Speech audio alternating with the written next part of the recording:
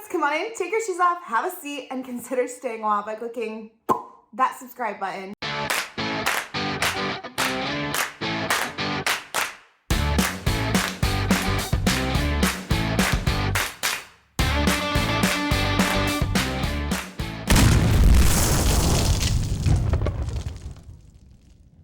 I am not only a part of the YouTube prepping community, but I also am a part of several prepping groups on Facebook and other different platforms. And the number one question I always see, or I guess the top 3 questions is, where do I start? How much do I buy? Is it too late to start prepping? And it literally makes my blood boil when someone asks, is it too late to start prepping? And the community kind of almost sarcastically responds like, yeah, you should have started prepping 10 years ago. Yeah, it's too late for this. It's too late for that. And I don't get those people because why don't we want everyone to be prepared? Like, if something truly were going to happen, you're going to need a community. You're going to need people to be helping other people out.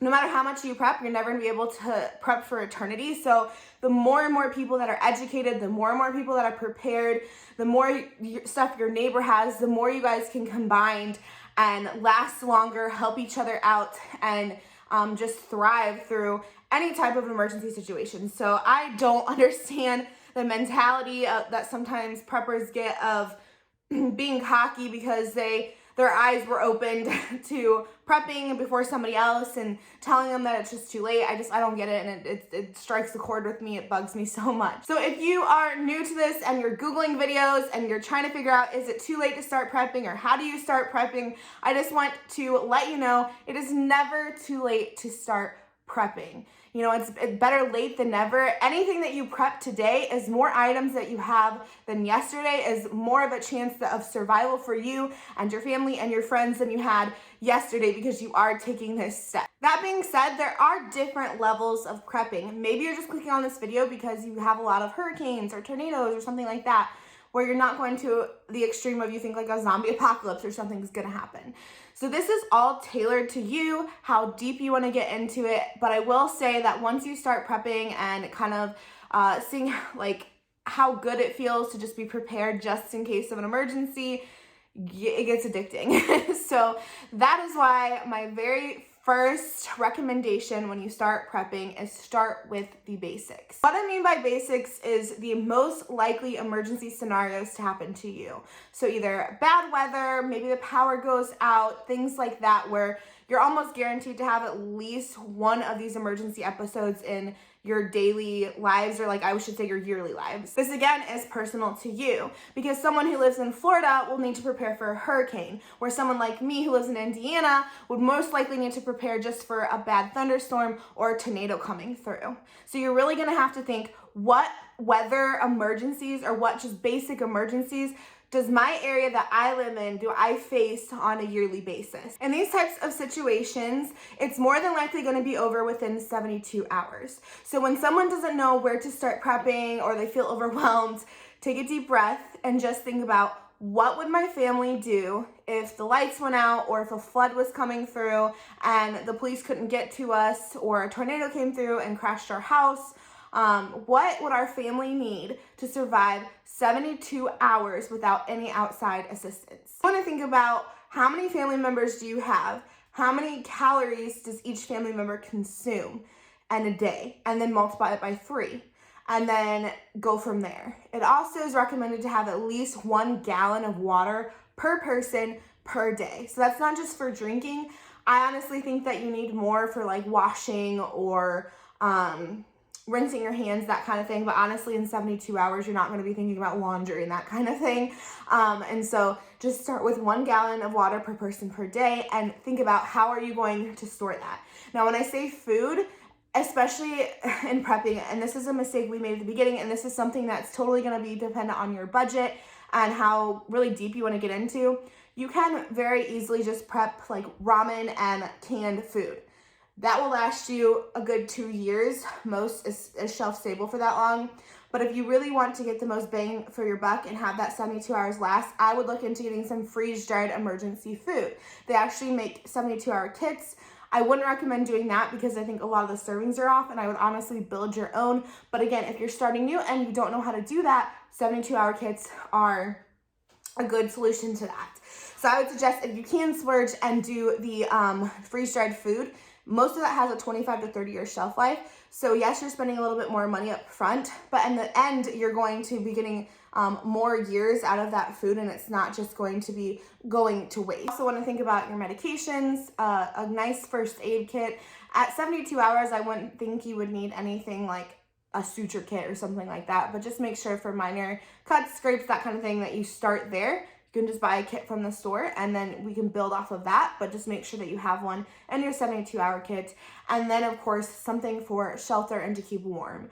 So say a tornado blows over your house and you need to sleep in your yard, you're gonna need a tent or some type of covering to stay under to keep yourself out of the elements. The elements are just as dangerous as not having food. So I really suggest including this, some nice sleeping bags, ways to keep warm, so fire starter or heat lamps, things like that in your kit, so that way that you can survive. So really you're just thinking, like I said, how can I keep my family alive for 72 hours? What is everything we're gonna need? Maybe you have younger kids, so maybe you need to store up on diapers and wipes for 72 hours. All that thing, like I said, is all gonna be personalized and tailored to you and your family.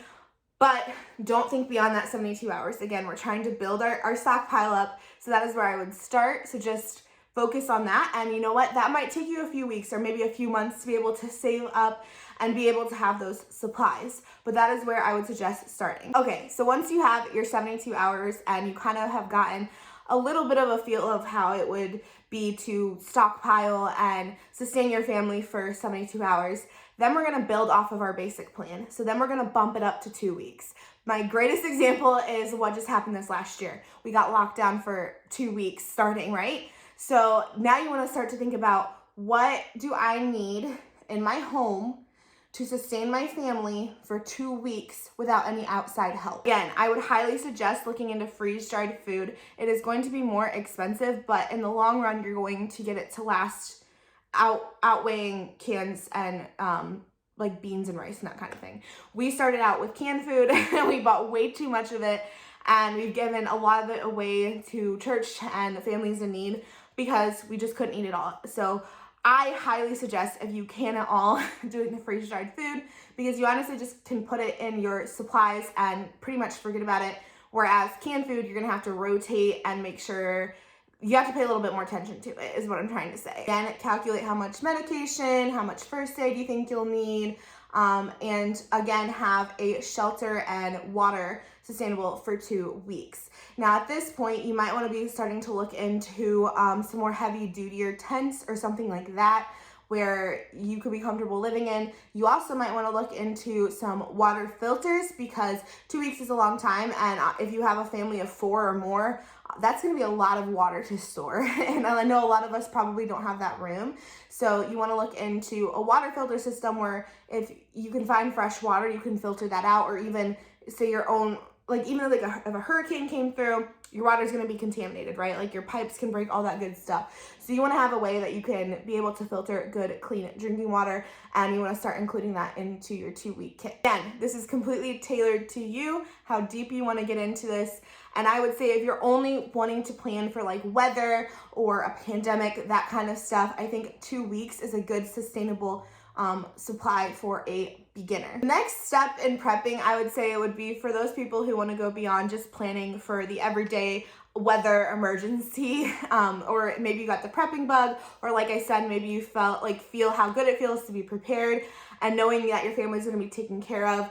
And so this is what I call long-term prepping. Again, we're going to take a deep breath, because this is where a lot of people get stressed out and kind of drop off of the train and don't really know where to start. The part where I'm saying it's a layered, continuous lifestyle. It's not something where we just prepare for a 2-week supply, we set it on a shelf and we're good, and we only check it, every few months to make sure things aren't expiring. This is where we are doing it every grocery trip, every day, where we're, thinking of what else we need, all that good stuff. Again, I only did it in 2-week increments. I don't know if that's the best supply. A lot of people will say, oh no, like you need to go to a month or 6 months, but not all of us can afford that. And honestly, not all of our minds can comprehend that. I know mine can't. It was very stressful at first. And so I suggest if you want to go beyond 2 weeks, if you want to start preparing for something that could last up to a year, do it in 2-week increments. What I mean by that is, so you have your 2-week supply of that emergency that you know you can sustain your family. Great, set that aside and repeat it. So do the exact same thing and stock up again for another 2 weeks. Once you have that 2 weeks, you set it with the first, so now you're prepared for an entire month. And I would keep that going until you have enough supply for an entire year. I say year because anything beyond that is not, we are not being prepared. We are not in an emergency situation. We are in complete survival mode. We are a complete, on our own. Something serious happened to our government or something seriously happened to us, and we are in, a completely different mode. So not to get that, I would say that's a whole nother step beyond a year. And that's when you get into more than just saving up freeze-dried food and water filters and that kind of thing. Recap, we had our 72-hour kit, we had our 2-week kit, then we started building 2 weeks, 2 weeks, 2 weeks, until we had a year, okay? Now, like I said, that could take you several months. It could take you an entire year to do that.